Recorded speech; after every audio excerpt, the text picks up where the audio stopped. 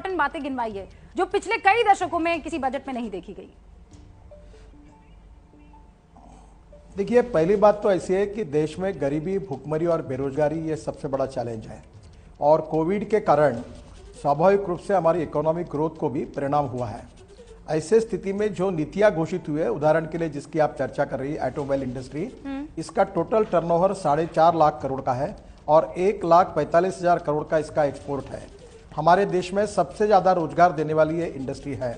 अब हमने जब ये स्क्रैपिंग पॉलिसी की है तो 20 साल तक के व्हीकल जो निकलेंगे, जो अलग अलग प्रकार के, वो अंदाजन 1 करोड़ तक आएंगे। और ये सबसे इम्पॉर्टेंट चीज़ है कि हमारा जो पेट्रोल डीजल इंपोर्ट होता था उसमें कमी आएगी, क्योंकि मैं जब स्टूडेंट था तो मैंने स्कूटर खरीदी की थी तो उसका एवरेज 32 किलोमीटर पर लीटर था, तो मैंने कहा था कि ये बहुत अच्छी स्कूटर है, पर अभी 80 किलोमीटर तक स्कूटर और बाइक मिल रही है। तो टेक्नोलॉजी बदली है, पोल्यूशन कम होगा। और सबसे इम्पॉर्टेंट चीज़ है कि ये जो वाहन हम स्क्रैप कर रहे हैं इसका aluminium, steel, copper, plastic, rubber recycling होगा, तो ऑटोमोबाइल कंपोनेंट की कीमतें भी 35-40% कम होगी और हमारे एंसेलरी में भी कड़ा रोजगार निर्माण होगा।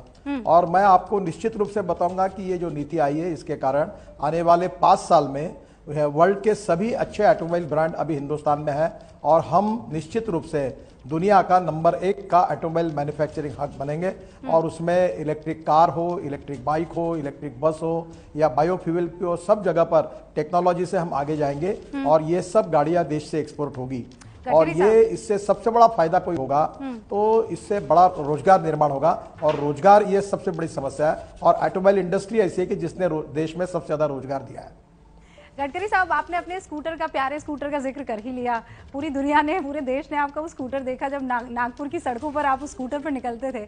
अब लोग अगर अपने हिसाब से, जैसे मान लीजिए मेरे पिताजी का एक चेतक का स्कूटर है, वो पुराना स्कूटर है, अब वो परेशान इस बात को लेकर हो रहे हैं कि स्क्रैपिंग पॉलिसी जो आएगी न जाने क्या करेगी, मेरा स्कूटर छिन जाएगा। मैं आम शब्दों में आपसे समझना चाहती हूँ कि कैसे वो आदमी के लिए फायदे का सौदा होगा, क्योंकि उसने तो उसमें पैसा डाला है।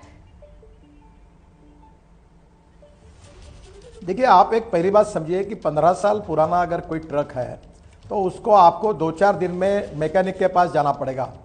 दूसरी बात, उसका जो एवरेज है वो एवरेज एकदम बहुत कम है। दूसरा, वो पोल्यूशन करने वाला है। तीसरा, उसकी स्पीड पिकअप उतना नहीं है। अभी जैसे आपको तो हमने रोड अच्छे बनाए, दिल्ली मुंबई हाईवे 1 आध साल में होगा, तो अभी 48 आवर 55 घंटे लग रहे हैं दिल्ली से मुंबई जाने के लिए। अब इसके बाद में आप ये नए हाईवे के कारण अंदाजन 22 से 24 घंटे में जाएंगे, तो आप ज़्यादा ट्रिप मार सकेंगे, ज़्यादा वजन ले सकोगे, फ्यूल कम होगा, जिससे बचत होगी, फायदा होगा। और हम अभी पॉलिसी 15 दिन में डिक्लेयर करने वाले हैं, जिसमें आज मैं बता नहीं पाऊंगा आपको, पर उसमें जो पुरानी गाड़ी स्क्रैप करेगा उसकी गाड़ी की कीमत प्लस उसको मैन्युफैक्चरर से कुछ डिस्काउंट मिलेगा और सर्टिफिकेट लेकर, और कुछ क्या हो सकता है हम देंगे, तो नेचुरली उसके लिए उसका बहुत फायदा होगा। और देश में जो दिल्ली जैसे शहर में आप पोल्यूशन का प्रॉब्लम फेस कर रही है, कितनी गंभीर समस्या है, हमारा आरोग्य के दृष्टि से दिल्ली के लिए ऐसी है, आप हमारी पोल्यूशन की समस्या को हम निश्चित रूप से कम कर सकेंगे, ये भी इसका परिणाम है। ये विन विन सिचुएशन है, इकोनॉमी को भी बूस्ट करेगा, एम्प्लॉयमेंट को भी क्रिएट करेगा, प्रदूषण को भी कम करेगा, पेट्रोल डीजल का इंपोर्ट को भी कम करेगा और स्वाभाविक रूप से इससे हमारी इकोनॉमी की ग्रोथ रेट में भी काफ़ी इंक्रीज होगा। और अब वर्ल्ड से हमने मैं जब पोर्ट का मिनिस्टर था तो हमने जो ड्राफ्ट था वो भी बढ़ाया है। तो अभी वर्ल्ड में जो सब देशों के पास ये सुविधा नहीं है, तो वहां की बंगाल में गई हुई गाड़ियां हमारे देश में आएगी और उसमें से steel, copper, aluminium, plastic, rubber recycling होगा और अच्छा फायदा होगा। दूसरा, निर्मला जी ने और एक निर्णय जाहिर किया है कि हमारे देश में जो ऑटोमोबाइल कंपोनेंट्स इंपोर्ट होते थे उसके ऊपर ड्यूटी बढ़ाई है, तो अब मेक इन इंडिया और मेड इन इंडिया सभी ऑटो कंपोनेंट हिंदुस्तान में बनेंगे और रोजगार निर्माण होंगे और वर्ल्ड में हम एक्सपोर्ट करेंगे। आपको पता है, मैं बताना चाहता हूं कि बजाज, हीरो और टीवीएस जो 2 व्हीलर बनाते हैं, इनका 50% प्रोडक्शन एक्सपोर्ट हो रहा है।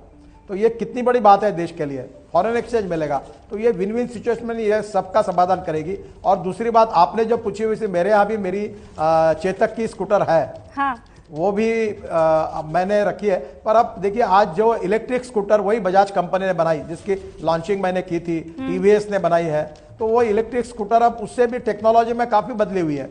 एक समय जैसे आपके टेलीविजन में एक टेक्नोलॉजी थी, कलर टीवी नहीं था, ब्लैक टीवी था।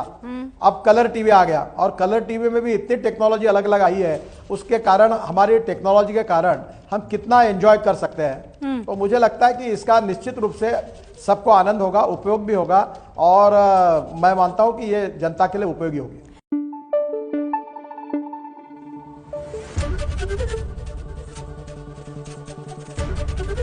एबीपी न्यूज आपको रखे आगे।